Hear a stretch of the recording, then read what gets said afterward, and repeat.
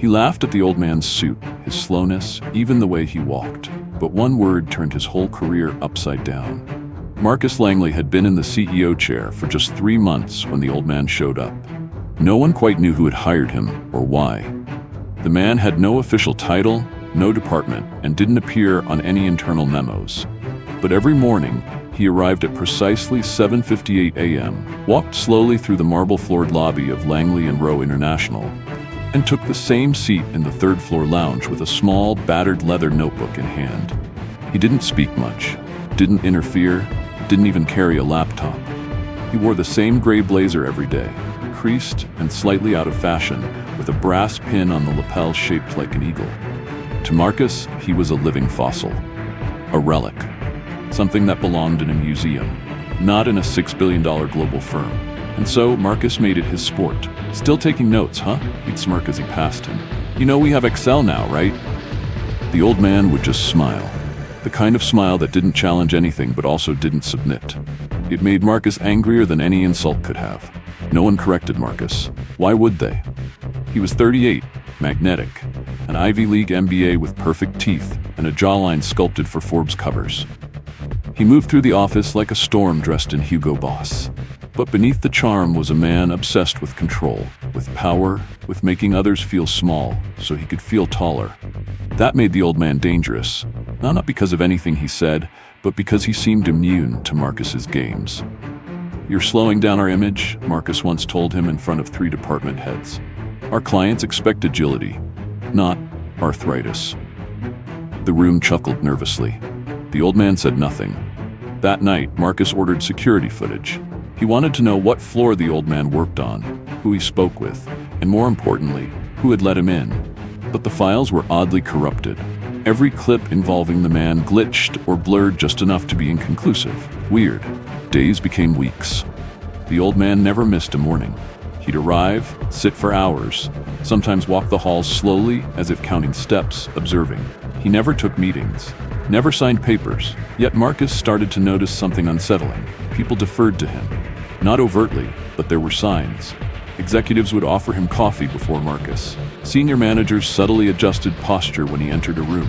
A junior analyst, flustered and new, once referred to him as Mr. R. "Mr. R?" Marcus asked. Just short for retired, sir," the analyst stammered, eyes darting. Marcus didn't buy it. He called HR. "Check the original hire logs," he barked. "And pull financials. Is this guy on payroll? Who the hell is he?" 2 days later, HR emailed back. "No employee matching your description appears on record. No ID badge issued. No background check processed." Marcus's jaw clenched. This wasn't just unprofessional, it was infiltration. He stormed down to building security. "Get him out, today." The head of security looked up from his screen, hesitated. "Sir, there's a note on his file." "A note? What kind of note?" The guard leaned closer.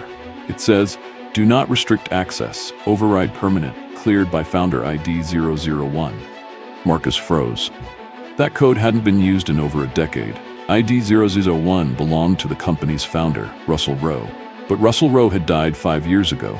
Marcus couldn't sleep. He tossed through spreadsheets of his own life, trying to calculate, to rationalize.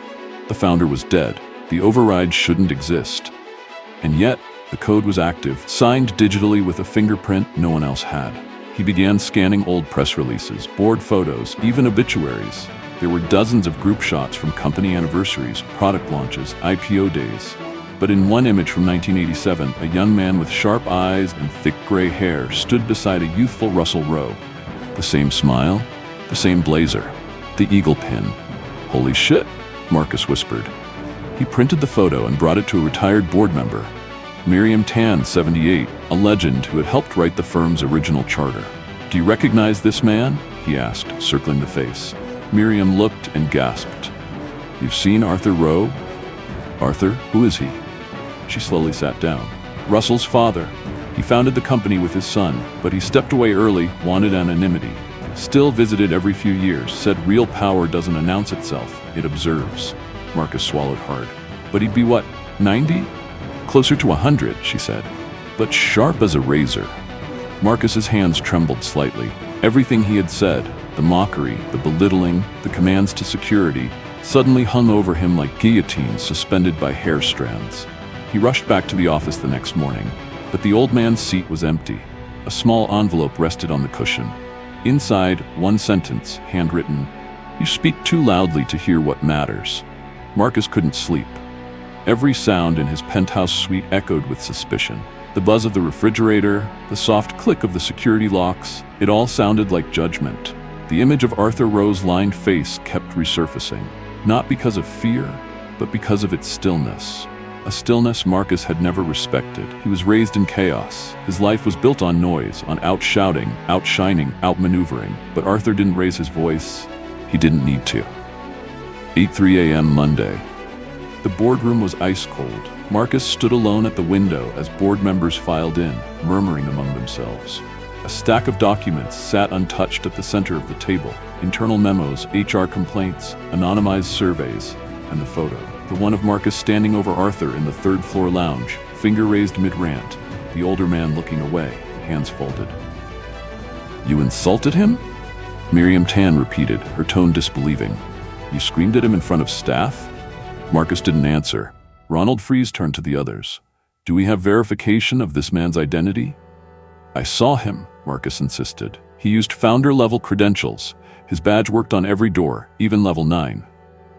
"He hasn't existed in our employee registry since 1999, said IT Director Kamal Shah. "No biometric records, no login activity, no active pension account." "That is the point," Marcus snapped. "He's off-grid because he was never supposed to be found. He was testing us." "Testing you," corrected Miriam, "and you failed." Later that day, Marcus received an encrypted message on his private phone. It was brief. Just 4 words. "Meet me, level 2. He'd never heard of that floor. He took the elevator alone, scanning his keycard. The screen flickered.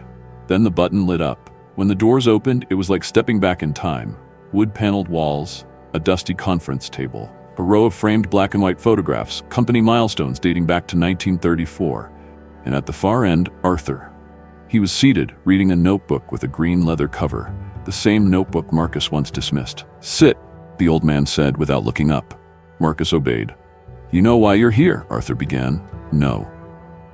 "You're here because you think you're still in control."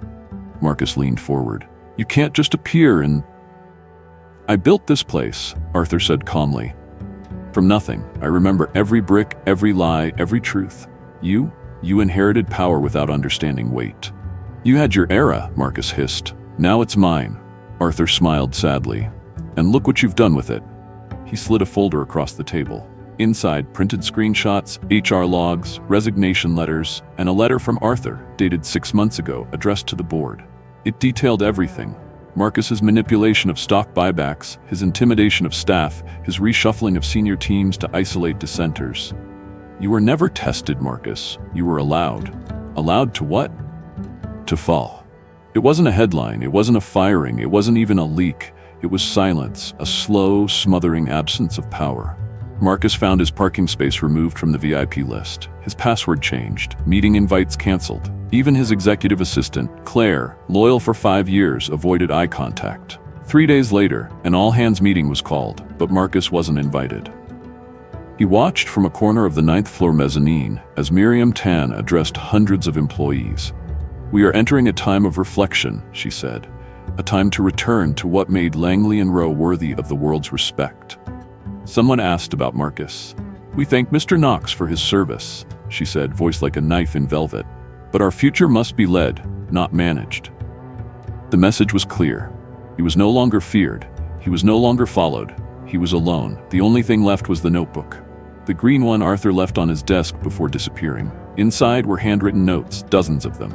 Observations, quotes, memories of company values, staff birthdays, market shifts. But one quote, underlined 3 times, haunted him. "If you want to go fast, go alone.